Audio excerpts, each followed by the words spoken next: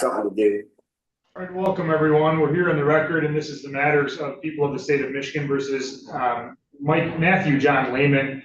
These are four different files: 25-3400FH, 25-3401FH, 25-3402FH, and 25-3404FH. Council, if you could place your appearances to begin, please. Jeremiah Buffalo Wargo P77997 on behalf of the people. William Pfeiffer P45236 on behalf of Matthew Lehman. Thank you, and sir, are you Matthew Lehman? Sir, are you Matthew Lehman? Am I Matthew Lehman? Yes, I am. All right, Mr. Lehman, we're here today. Council, I'll start by addressing you. I'm Judge Hunter. I'm from the 46th Circuit Court, which is Crawford, Seago, and Kalkaska. I've been assigned by the State Court Administrator's Office. I know this is an Alpena County 26th Circuit Court case. I want to first make sure I'm here for the right purpose in terms of my understanding. It looked like this was an arraignment on an information. Is that accurate, Mr. Pfeiffer? It is, Your Honor. Have you had a chance to go over all of those informations, the various four different cases with Mr. Lehman? Your Honor, I was not able to go over it today, but I have went over it with him in the past, yes.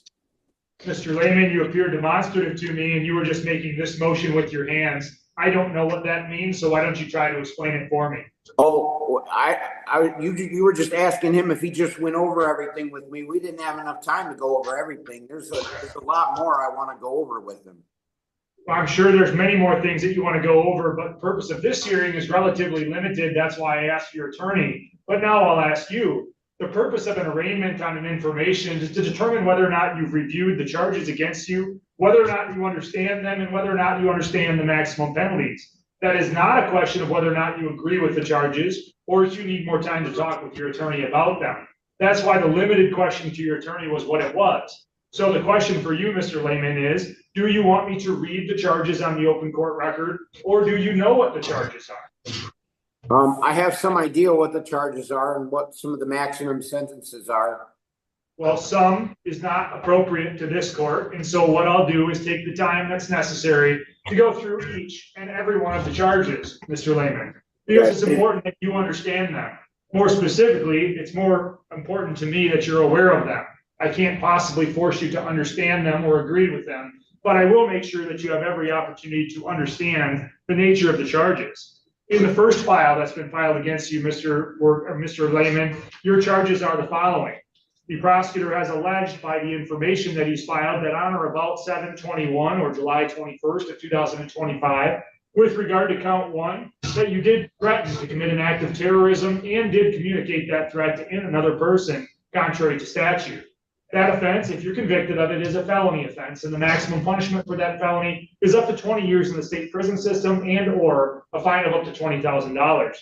You must reimburse the government for expenses incurred from the violation if the court so orders if you're convicted of that offense. Do you understand the name of that offense and the maximum penalty?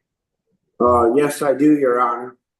Count two in the information there charges you with the offense known as false report of a threat or terrorism, and that alleges that you did threaten to commit an act of terrorism and did communicate that threat to another person contrary to statute. Again, count two is a felony offense. The maximum punishment for that felony is up to 20 years in the state prison system and/or a fine of up to $20,000. The court has the opportunity to order you to reimburse the government for expenses incurred from a violation of that statute.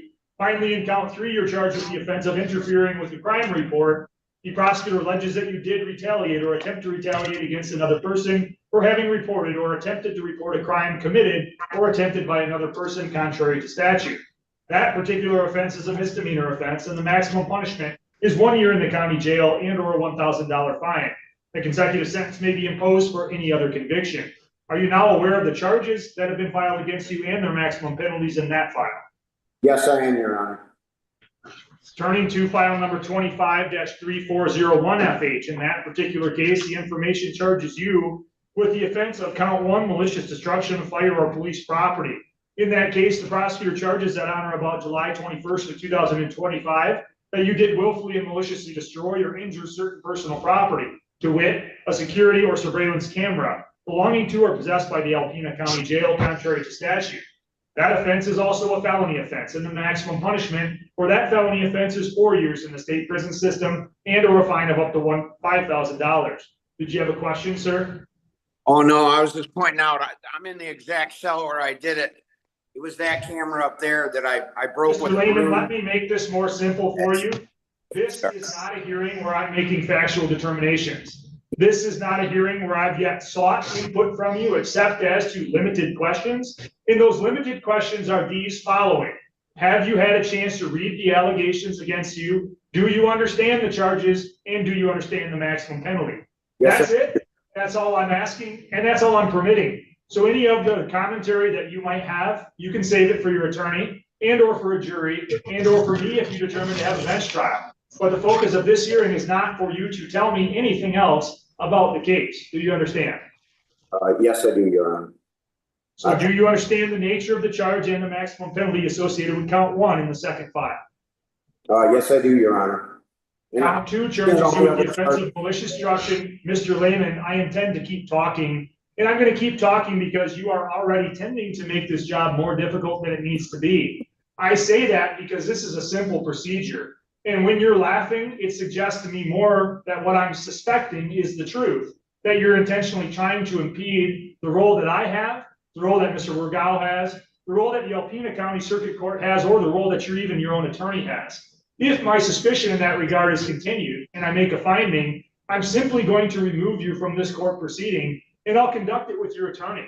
However, that's an extreme measure. I don't want to take that action, but I am not going to allow you to turn this hearing into a mockery. And if you continue to act like this is a funny proceeding, I will view you as having waived your right to participate. Do you understand what I've said? Yes, I do, Your Honor.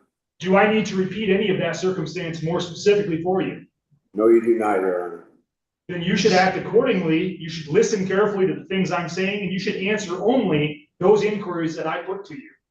Count 2 in the second file, 25-3401FH, charges you with the offense of malicious destruction of fire or police property. If convicted, that also is a felony offense. Maximum potential punishment, up to 4 years in the state prison system and or a fine of up to $5,000. Do you understand the name of that offense and the maximum penalty? Yes, I do. Count 3 charges you with malicious destruction of fire or police property. It alleges that you did willfully or maliciously destroy or injure certain personal property, to wit, a broom belonging to or possessed by the Alpena County Jail, contrary to statute. Again, that offense is a felony offense. The maximum punishment is 4 years in the state prison system and $5,000 maximum fine. Do you understand the maximum penalty associated with that offense? Yes, I do, Your Honor. Each of those 3 counts are subject to what's called a habitual offender second offense notice. If you're convicted as a habitual offender second offense notice, the effect is that each of those felony offenses is punishable by 1.5 times the amounts that I just said.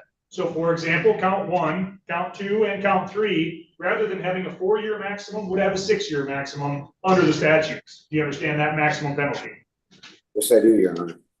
With regard to file 25-3402FH, Mr. Lehman, you are charged with several different offenses therein. With regard to that case, the prosecutor alleges that on or about July 21st of 2025, in count 1 that you committed the offense of home invasion first degree. The allegation reads and claims that you did break and enter or did enter without permission a dwelling located at 1000 US 23 North, and while entering, present in, or exiting, did commit an assault. And while entering, present in, or exiting the dwelling, Brandy Allen Bridges was lawfully present therein, contrary to statute. That offense, if you're convicted, is a felony offense, and the maximum punishment for that felony is up to 20 years in the state prison system and or a fine of up to $5,000. That offense is also punishable by consecutive sentencing if you're convicted of any other conviction arising from the same transaction or occurrence. Do you understand the nature of that charge and its maximum penalty? Yes, I do, Your Honor. In count 2, you're charged with the offense known as criminal sexual conduct in the 4th degree, force or coercion. The prosecutor reads and alleges that you did engage in sexual contact with another person, to wit, Brandy Allen Bridges, using force or coercion to accomplish the sexual contact contrary to statute. Do you understand that allegation so far? Yes, I do, Your Honor. That is a tier 1 offense under the Sex Offenders Registration Act if the victim was 18 years of age or older. It's a tier 2 offense if the defendant has a prior conviction for a tier 1 offense. It's a tier 2 offense if the victim was between the ages of 13 to 17 inclusive. And it's a tier 3 offense if the victim was under 13 years and the defendant was 17 years of age or older. It's a tier 3 offense if the defendant has a prior conviction for a tier 2 offense. Take notice that pursuant to the statute, upon bind over to the circuit court, the district court judge shall order the defendant to be tested for venereal disease, hepatitis B infection, and for the presence of HIV or an antibody to HIV. If that judge determined that there's a reason to believe that the violation involved sexual penetration or exposure to a bodily fluid of the defendant. If the district judge made that determination that testing is not required, then upon conviction, the court must order you to be tested. Do you understand those provisions? Yes, I do, Your Honor. The maximum penalty for that offense, it's called a high court misdemeanor. In Michigan, that's also known as a felony. That's because it's punishable by more than 1 year in the county jail. The maximum penalty for that offense is 2 years in the state prison system and or a fine of up to $500. Are you aware of that maximum penalty? Yes, I am, Your Honor. Count 3 charges you with the offense of police officer, assault, resist, or obstruct.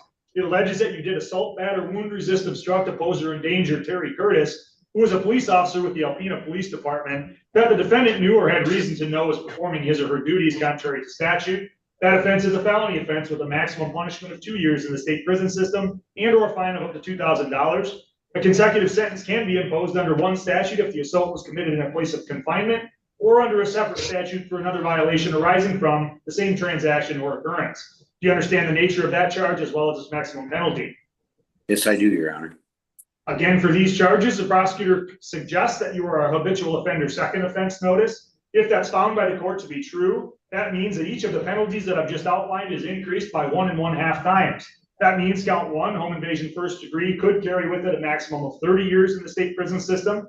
Criminal sexual conduct fourth degree in count 2 could carry with it a maximum of 3 years in the state prison system. And count 3, police officer, assault, resist, or obstruct, could carry with it a maximum of 3 years in the state prison system. Are you aware of those maximum penalties under the habitual claim? Yes, I am, Your Honor.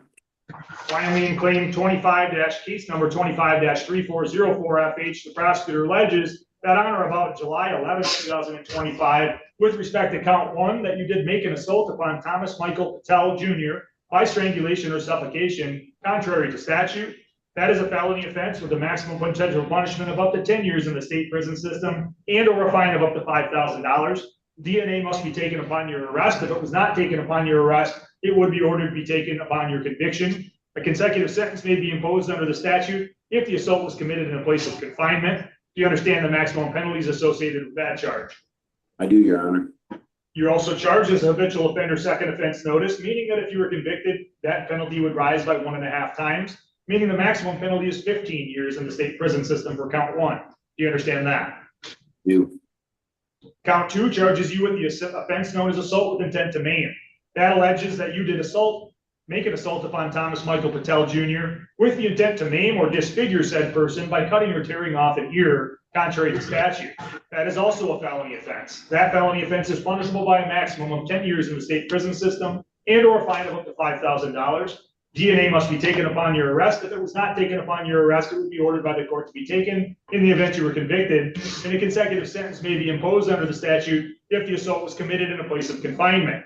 Once again, you're charged as a habitual offender second offense notice, making the maximum penalty for assault with intent to maim up to 15 years in the state prison system. Do you understand the nature of that charge as well as its maximum penalty? Yes, I do, Your Honor.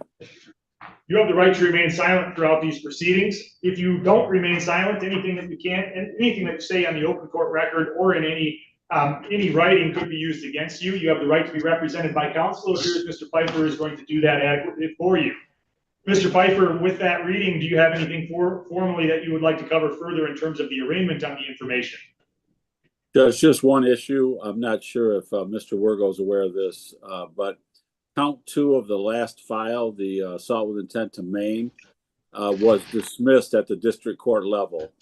So I was not aware of that. I appreciate that clarification. Is that correct, Mr. Wergo? I do believe it is, Your Honor. All right. And so all of the other charges, though, still remain. Is that right, Mr. Pfeiffer? Absolutely, Your Honor. All right. So that is a fair and important clarification. Count 2 in that last file, assault with intent to maim, has been dismissed. Are you now aware of that, Mr. Lehman? Oh, yes. Yes, I am, Your Honor. All right. Then with that, would you ask that not guilty please be entered on behalf of your client, Mr. Pfeiffer? I do today, yes, Your Honor. My ordinary practice is that after an arraignment, I'll give the defense attorney, typically an option. We can either move right into a pretrial or a status conference, or at your request or at Mr. Lehman's request, and it seems to be his, we could set this out for a new status conference and give you further time to discuss with Mr. Lehman. If that delay comes from his request, obviously that would affect how quickly he could have anything done in this case. But I generally would leave that to you. Did you have a request for the court today, Mr. Piper? Judge, I would like a little bit of time upon bind over and my discussions with Mr. McLennan. It was anticipated that we'd have some discussion about a potential resolution. We have not been able to do that yet, so I'd like a little bit of time to try to do that if the court is willing to give us that time. Mr. Lehman, you understand that if I grant your attorney's request for an adjournment, it's going to do several things. Number one, it will give you more time to talk with him, which sounds like you had asked for. But number two, it's also necessarily going to prevent you from doing anything else in this case. For example, asking me to set the matter for trial or accept a plea. So it's going to slow down that process. Do you understand? You know how long it will do that? Do you have any idea? My typical motion days, and it will be a little bit different in this case. I typically have criminal motion days about once a month. In some counties, I'm in 3 different counties, so this would be the 4th. In some counties, I have status conference or plea hearings every 2 weeks. But in the 26th Circuit Court, it's a little bit more difficult because I have to coordinate with 26th Circuit Court staff. My staff has to coordinate with the other attorneys' offices. So it's not always as quick. So the answer I can give you is I could try to schedule this for another hearing in about 2 weeks, or I could schedule it in about a month. But generally, that's what we're going to be looking at. Well, the sooner the better. I would like to. Well, do you want me to try to schedule a hearing in about 2 weeks? Yes, that's okay with everybody else. Mr. Pfeiffer, do you think if I give you that 2-week time frame that would reasonably give you time to both discuss with the prosecutor as well as with your client? It would, Your Honor. And Mr. Wergow, on behalf of the people, do you have any opposition to an adjournment of that nature? We would support it, Your Honor. All right, so I'm not going to guarantee that exactly 2 weeks from today will be the next hearing, but I'll do my best to put it right about that time frame. As again, I've already said, I've maintained dockets in 3 counties already in the 46th, and scheduling when you add another county is more difficult, but I'll make every effort to get this matter on within that approximate 2-week time period. Mr. Pfeiffer, anything else you wanted to cover today? No, Your Honor. Mr. Wergow, anything further on behalf of the people? No, Your Honor. All right, thank you. We'll see everyone in about 2 weeks. For now, we're going to be conducting these matters via Zoom. If there's a specific need for an evidentiary hearing or otherwise where in-person proceedings would benefit the parties or the court, attorneys, you can bring that up to me and I'll consider it. But for now, we're going to consider these matters via Zoom. Okay. Thank you. All right. Thank you very much, Your Honor. Thank you. Thank you, everyone. Thank you. The court will be in recess on these matters.